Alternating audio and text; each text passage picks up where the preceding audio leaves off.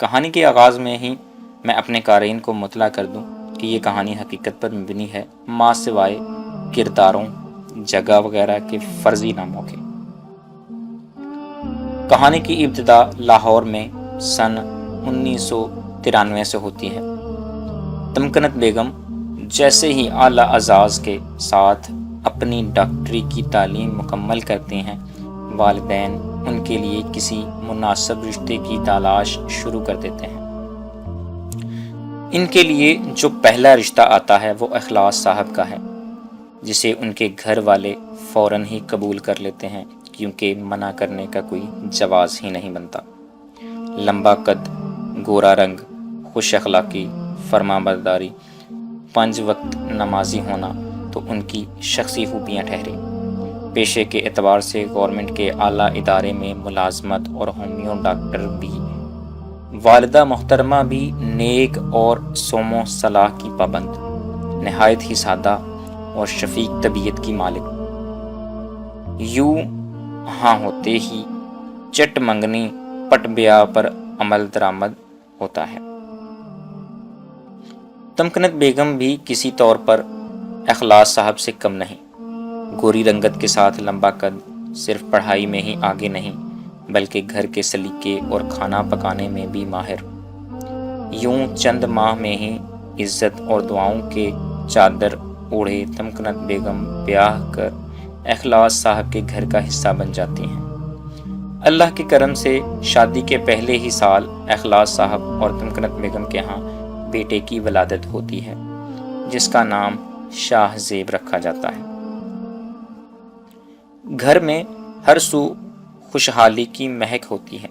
اخلاص صاحب کی ڈیوٹی خاصی صحت ہوتی ہے، پہلے دفتر اور پھر شام میں اپنے پرائیویٹ کلینک کو وقت دے کر جب وہ گھر پہنچتے تو شاہ زیب سو رہا ہوتا اور تمکنت بیگم ان کا انتظار کر رہی ہوتی۔ تمکنت بیگم کے بنائے مزیدار کھانے کھاتے ہوئے خوش گپیاں بھی ہوتیں، دن بھر کی مصروفیات کی تفصیل کا بیان ہوتا اور کچھ مستقبل کے خوابوں کا ذکر بھی۔ اخلاص صاحب کے کام کی نوعیت کچھ ایسی تھی کہ انہیں اکثر دوسرے شہروں کیا بیرون ملک کا سفر بھی کرنا ہوتا۔ اخلاص صاحب کی غیر موجودگی میں تمکنت بیگم نہ صرف گھریلو ذمہ داریاں احسن طریقے سے سر انجام دیتی بلکہ باہر کے تمام کاموں کا بیڑا بھی خوش اسلوبی سے اٹھاتی۔ قریباً 1 سال بعد اللہ تعالیٰ ان کو بیٹی کی صورت میں اپنی رحمت سے نوازتے ہیں۔ بیٹی کو تربیہ کا نام دیتے ہیں۔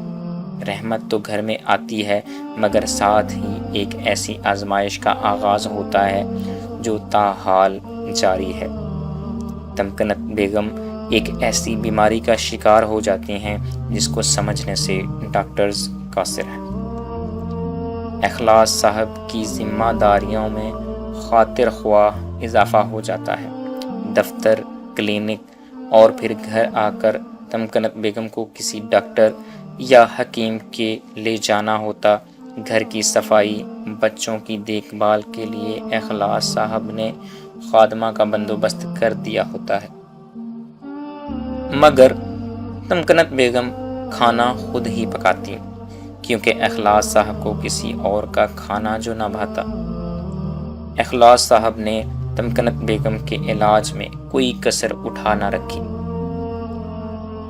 شہر کے ہی کیا، دور دراز علاقوں کے حکیموں یا اللہ والوں کے پاس بھی جانا ہوتا تو اخلاص صاحب اپنی تھکان کو پس پشت ڈال کر بغیر تیوریوں میں شکن ڈالے انہیں لے جاتے۔ مہنگی ادویات، اعلیٰ ڈاکٹروں، مشہور حکیموں کے نسخوں اور پیر و مرشد کی تویزوں سے ذرا فرق نہ پڑتا۔ یوں دن بدن تمکنت بیگم کی صحت گرتی جاتی ہے۔ خوراک کم اور ادویات کا استعمال انہیں جیسے اندر سے کھوکھلا دیتا ہے۔ دوست، احباب، رشتہ دار سب ہی اخلاص صاحب کو مشورہ دیتے ہیں کہ بچے ابھی چھوٹے ہیں، آپ دوسری شادی کر لیجئے۔ آپ کی دوسری بیگم بچوں کا خیال رکھے گی اور تمکنت بیگم کی خدمت بھی کرے گی، لیکن اخلاص صاحب کا ایک ہی جواب ہوتا جو آج کے دور میں شاید ہی سننے کو ملے۔ تمکنت پہلے سے تو بیمار نہیں تھی، میں بیاہ کر لایا ہوں تو اب یہ میری ذمہ داری ہے۔ اگر رب تعالیٰ نے انہیں اور مجھے آزمائش کے لیے چنا ہے تو میں انہیں اکیلا کیوں کر چھوڑوں۔ اخلاص صاحب کے یہ دو جملے جیسے تمکنت بیگم کے لیے طاقت و توانائی کا مربع ہوتے۔ وہ اپنے آپ کو پھر سے صحت مند محسوس کرنے لگتی۔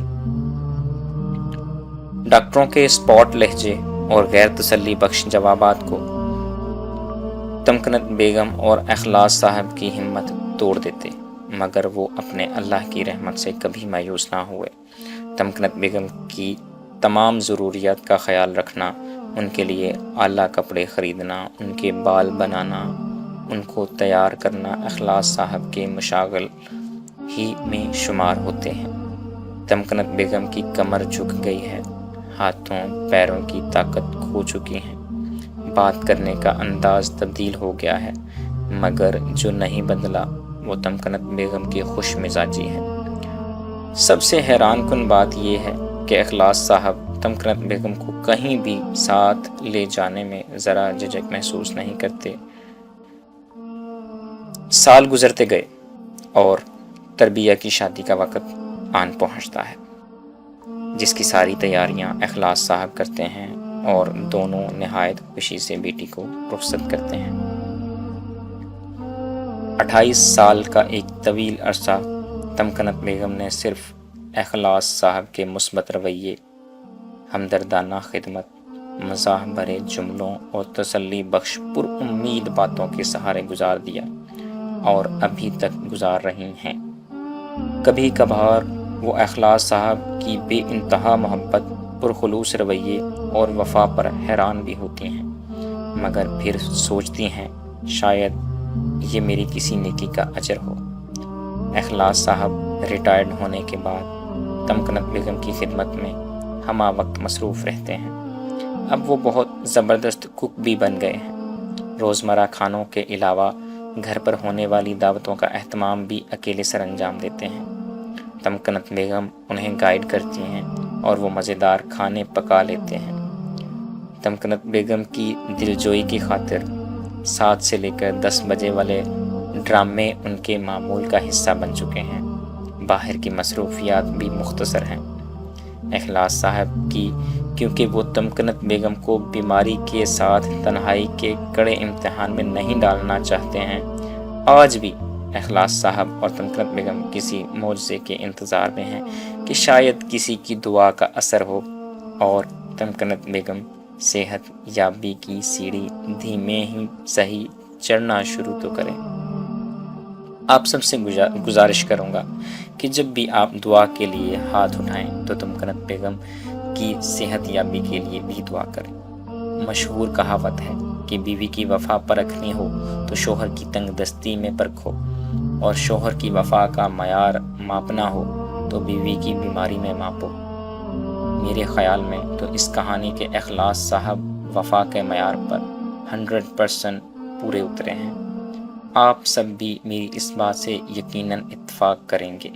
کیا آپ نے دور حاضر میں ایسی وفا اور خلوص کی داستان سنی ہے یا پڑھی ہے؟ کمنٹ سیکشن میں پلیز مینشن کر کے بتائیے گا۔ بہت شکریہ۔ اس کہانی کو شیئر کیجیے گا زیادہ سے زیادہ اپنی فیملی میں، اپنے دوستوں کو اور اپنے چاہنے والوں کو۔ شکریہ۔